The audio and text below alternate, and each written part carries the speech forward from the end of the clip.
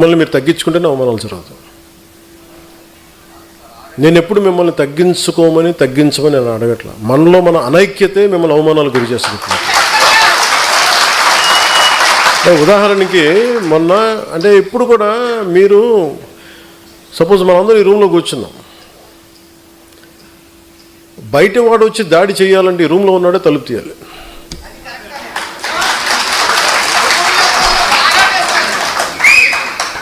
So జనసేనకి నేను చాలాసార్లు చెప్తాను, నాకు ఎంత కష్టం ఉంటుందంటే నిజంగా ఒకసారి నేను మొన్న తమిళ్ పాలిటిక్స్ చూస్తున్నాను. ఈ మధ్యన వాళ్ళు ఎంత సుఖంగా చేశారా పాలిటిక్స్, ఎంత సుఖంగా చేశారు, నాకు అసూయ కలిగి ఎంత సుఖంగా చేశారు. నేను 10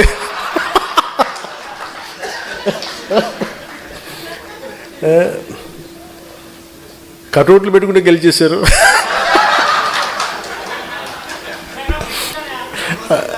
అలాగే కటౌట్లు హలోగ్రామ్స్ పెట్టుకుంటే బాగుంది, అలాగే చక్కగా సీఎంలు అయిపోయారు.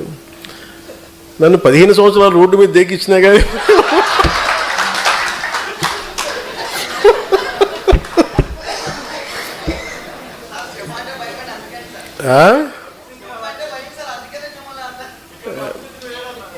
సరదా తెలియదు. అంటే ఎందుకంటే నేను మానవత్వం గురించి ఆలోచించాను.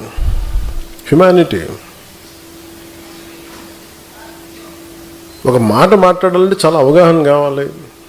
ఒక పార్టీ ఎందుకు ఇంత సంవత్సరాలు నలిగాను అంటే, ఒక పార్టీని నడపడం అంటే కొన్ని లక్షల మంది ఒక సమూహాన్ని ఒక ఏకతాటిపై నడిపించడం చాలా కష్టమైన పని. మన ఇంట్లో కుటుంబ సభ్యులనే మనందరం కలిసి ఏకతాటిపైన ఉన్నాం. అలాంటిది నేను ఎంత సాహసం చేశానంటే బయటికి వచ్చి ఒక పార్టీ పెట్టి ఏదో మార్చేద్దామనే ఒక పిచ్చి. అది చాలా ధైర్యాన్ని ఇచ్చింది.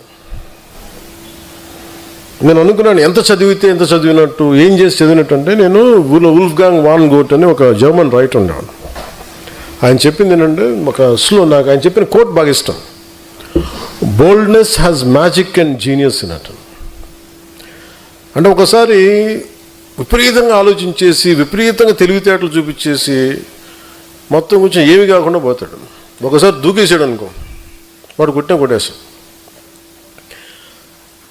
చాలామంది మహానుభావులు మేధావులు చదివి పుస్తకాలు పురుగులైపోయి యాక్షన్ లేకుండా అనాలిసిస్కే పరిమితం అయిపోయి ఇళ్లలో మగ్గిపోతారు.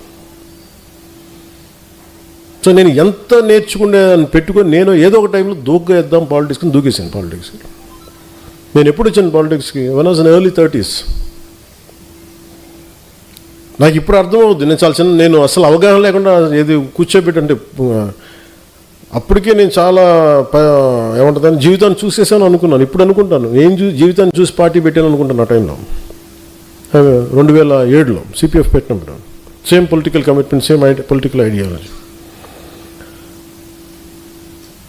అంటే ఈ దేశంలో సగటు మనిషి బలంగా ఉండాలి. ఈ దేశంలో సగటు మనిషి కష్టం వస్తే వాడు చెప్పుకోగలగాలి. ఒక ఎమ్మెల్యే ఉన్నా, ఎంపీ తెలిసినా, నాకు ఒక వార్డు మెంబర్ తెలిసినా తెలియకపోయినా సగటు మనిషి వ్యవస్థలకు నిలబడాలి, వ్యవస్థలు అతను న్యాయం చేయాలి. ఇలాంటి ఈరోజు చాలా ఏమైపోయింటే సహజంగా మనకు రావాల్సిన హక్కులు ఇచ్చేవాళ్ళు ఎవరు లేరు. మనకి తెచ్చుకోవాలి, ఇవన్నీ సాధించుకోవాలి, సాధించుకోవాలి. ఇలాంటి 100 సమస్యలు ఇవన్నీ కూర్చోబెట్టి నన్ను ఆలోచించి ప్రేరణ కలిగించి ఇక్కడ దాకా తీసుకొచ్చింది. నువ్వు ముఖ్యమంత్రి అవ్వలేదు చావు కొట్టేశారు ఈ మధ్యన.